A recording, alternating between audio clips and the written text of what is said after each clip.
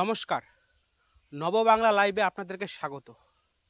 আমরা এখন উত্তরবঙ্গের কাজ সমাপ্ত করে দক্ষিণবঙ্গে পা রেখেছি, আর তারই অংশ হিসেবে আমরা আজকে বহরমপুর লোকসভা কেন্দ্রে এসে পৌঁছেছি। আমরা দেখব বহরমপুর লোকসভা কেন্দ্রে গ্রামের মানুষ, সাধারণ মানুষ কি পেয়েছে, কি তাদের প্রত্যাশা, কি তাদের আশা প্রত্যাশা রয়েছে, তারা কি দাবি দাবা সরকারের কাছ থেকে পেয়েছে।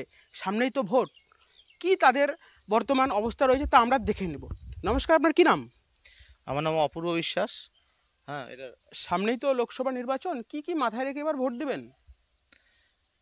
আমাদের রাজদরপাড়া বহরমপুর বিধানসভার মধ্যে আমাদের রাজদরপাড়া অঞ্চল। সেই রাজদরপাড়া অঞ্চলে আমরা উন্নয়নের যে প্রথম আমরা দেখেছি যে আমরা বহু বছর থেকে আমাদের এখানে 10 কিলোমিটার মতো একটা রাস্তা, সেই রাস্তার পিচ রাস্তা বহুদিন থেকে হয়নি, বিগত 10-15 বছর থেকে।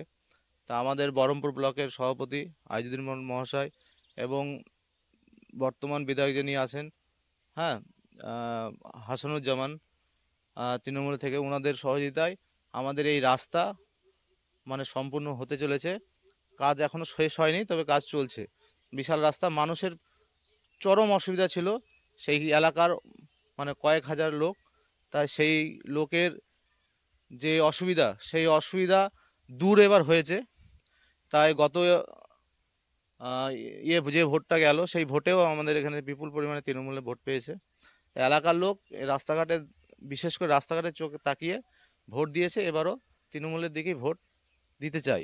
এবং মমতা ব্যানার্জির যে ডাইরেক্ট যে উন্নয়ন, মানুষের পাশে যে দাঁড়ানো, সেই মানুষের পাশে আপনার লক্ষ্মী ভাণ্ডার, প্রত্যেকটা মহিলা 500 থেকে 1000, এবং বেকার ভাতা, বিধবা ভাতা, বিভিন্ন রকম প্রকল্প, যুবশ্রী, কন্যাশ্রী, প্রত্যেকটা ঘরে ঘরে যেভাবে পৌঁছে দিয়েছে, বিনা পয়সা রেশন, হ্যাঁ, বিভিন্ন সমস্যার সমাধান আমাদের এখানে গ্রাম পঞ্চায়েতের মাধ্যমে, গ্রাম্য এটা এলাকায় হয়। মোট কথা এখানে লোক তৃণমূলকে ভোট এখন দেবে। এই মানে এই পরিস্থিতি এখন মাথায় রেখে মানুষ এগোচ্ছে। না, বহরমপুরকে অধীর চৌধুরীর গড় বলা যায়। উনি এখানে সবসময় জিতে এসেছেন। আপনি অধীর চৌধুরীর সম্বন্ধে কি বলবেন? ওনাকে এলাকায় দেখা যায় না, কি কাজ করেনি, উন্নয়ন করেনি? অধীর চৌধুরীর কি প্রতিক্রিয়া আপনাদের?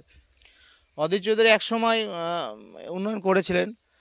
বর্তমানে অধীর চৌধুরী যেমন সাংসদ হয়ে গেছেন, তা ওনার পর মানুষ আশা রাখলেও উন্নয়নের কাণ্ডার হিসাবে এখানে মমতা বন্দ্যোপাধ্যায় এবং তৃণমূলের যে কর্ণধর আছে তাদেরকেই মানুষ কাছে বেছে, তাই তাদেরকে বেছে নিতে চাইছে এখন। তাহলে আপনি বলতে চাইছেন বহরমপুর লোকসভায় সিটে আবার খেলা হচ্ছে? খেলা হচ্ছে। কাটাই কাটাই টক্কর, না একতরফা টিএমসি ক্যান্ডিডেট ইউসুফ পাঠান জিতে যাবেন? আপনাদের কি মতামত, আর কি মনে হয় আপনাদের? আচ্ছা, বহরমপুরে ইউসুফ পাঠান জিতবে, এটাই মানে অধিকাংশ লোকেরই মতামত, আমারও মতামত এটাই। রাজ্যের কথা তো হলোই, আমরা এখন বলবো তাহলে কি কেন্দ্রে কি এবার কি মোদী সরকার প্রত্যাবর্তন না পরিবর্তন, না থাকছে কি থাকছে না কেন্দ্রে মোদী সরকার, এ নিয়ে আপনাদের কি মতামত রয়েছে? ভারতবর্ষের যে রাজনীতি, সেই রাজনীতিতে প্রত্যেকটা রাজ্য একটা বিক্ষিপ্ত একটা জায়গায় ভাবছে। তা যে ইন্ডিয়া জোট, সেই ইন্ডিয়া জোট যদি সফল হয় তাহলে এবার মোদী সরকার পরিবর্তন হবে। কেন্দ্রের শাসনাধীন দল সাম্প্রতিককালে একটা আইন পাশ করেছে, সিএএ। এ নিয়ে আপনাদের কি মতামত? গ্রামের লোক সিএ নিয়ে কি ভাবে, কি প্রত্যাশা? রাজ্য সরকার কি না কেন্দ্র সরকার কি এটা সঠিক আইন পাশ করেছে, না কি অন্য কিছু? আপনাদের কি মতামত? না, সিএ সম্বন্ধে এখানকার সেরকম কিছু মতামত মানুষের মধ্যে এখনো আসেনি। হ্যাঁ, যে ভারতবর্ষের যদি কোনো আইন পাশ করে, সেটা ভালো হলেও মানুষ মানতে চাইবে, খারাপ হলেও মানতে বাধ্য। হ্যাঁ, এই নিয়ে কোনো মতামত নেই।